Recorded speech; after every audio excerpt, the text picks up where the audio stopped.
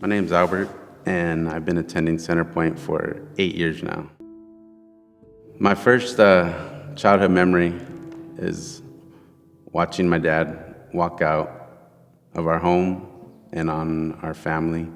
My mom, after that, just became addicted to drugs. That was her life. And being the oldest, I did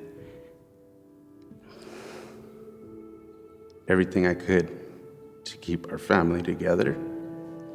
Eventually, my mom ended up in prison, in and out. I grew up very angry and resentful towards any authority figure. My mom found God in one of her trips to prison. She tried to talk me into it, that it was the thing for me to do, knowing how much anger I had. But I couldn't trust this woman. I couldn't trust what she was saying, that she was a new person, that God could do that kind of work in somebody that I seen the worst in. And then I met my wife, who I think the world of. She showed me love that I didn't know existed. She made me feel like I had worth. I knew my wife was heaven sent. I knew there had to be something different.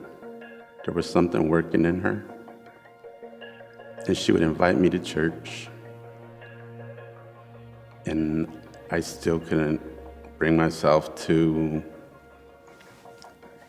go in there. That God couldn't be there. He couldn't have put me through that. Couldn't have put my family through that. One day I'm gonna get up and I'm gonna go to church with you.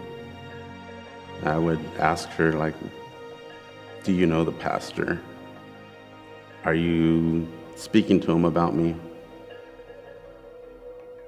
You have to be, because there's no way, because all these words and sermons he's giving, they're speaking right to me. They're piercing my heart. Like, I felt just deflated, like man, like, how do I let this go?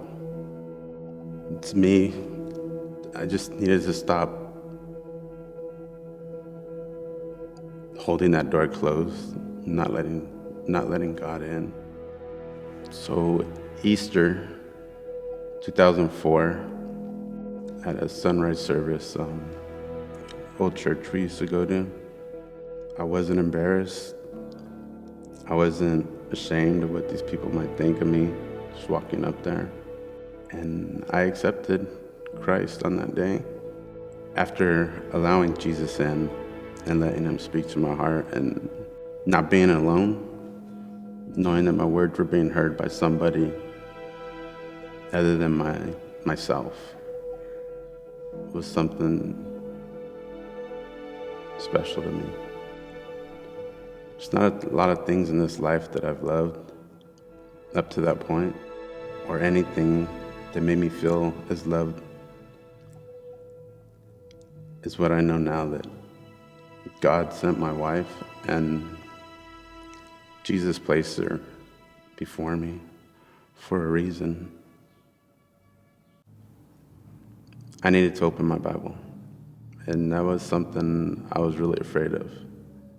And as I dug into the Word and began to hear His voice,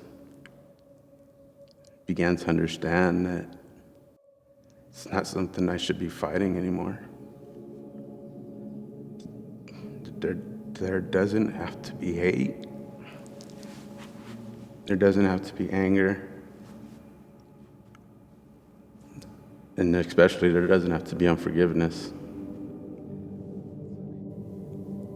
I needed to get on the phone with both my mom and dad to repair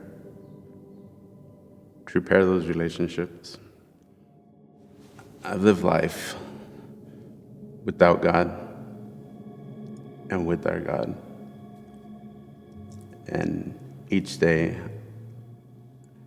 it's a choice And I choose to live with him and for him.